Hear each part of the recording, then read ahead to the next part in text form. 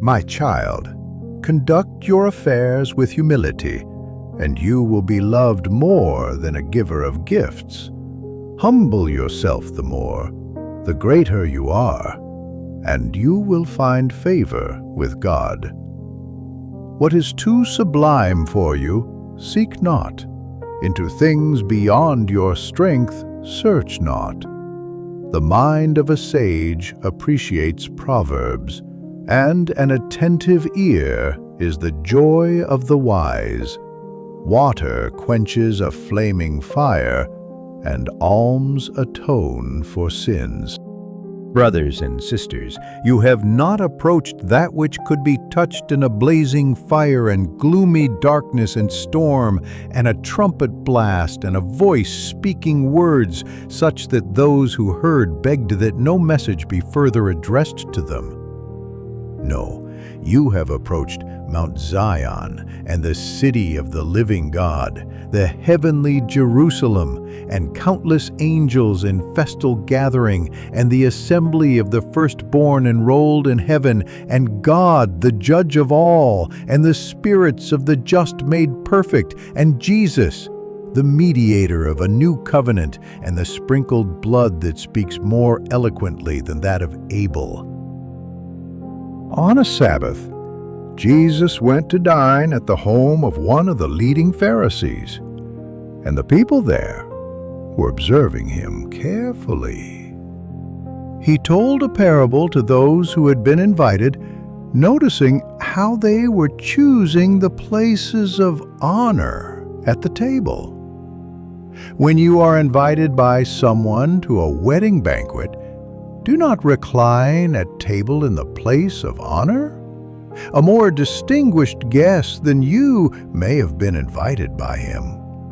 And the host who invited both of you may approach you and say, "Give your place to this man." And then you would proceed with embarrassment to take the lowest place. Rather, when you are invited, go and take the lowest place, so that when the host comes to you, he may say, "My friend, move up to a higher position." Then you will enjoy the esteem of your companions at the table, for everyone who exalts himself will be humbled, but the one who humbles himself will be exalted. Then he said to the host who invited him, "When you hold a lunch or a dinner, do not invite your friends or your brothers or your relatives or your wealthy neighbors, in case they may invite you back and you have repayment. Rather, when you hold a banquet, invite the poor, the crippled, the lame, the blind. Blessed indeed will you be because of their inability to repay you, for you will be repaid at the resurrection of the righteous." Jesus, while participating in a meal at the house of one of the leaders of the Pharisees, takes the opportunity to teach humility. He tells us to choose the lowest seat, to be content with little, to seek not the appearance of seeming, but the reality of being.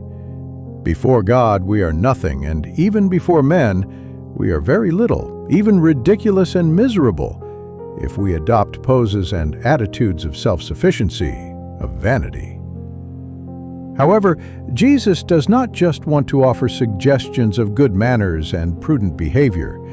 He primarily wants to shape our minds and give us great and luminous ideas for our lives. He adds, "For everyone who exalts himself will be humbled, and he who humbles himself will be exalted." This may sometimes happen in this life, here on earth, but that is secondary. What is essential is that the humble will be exalted in heaven by God Himself. "Do you want to be great?" asked St. Augustine, and he replied, "Begin with the smallest things. Do you want to build a tower of great height? First, think of the foundation of lowliness.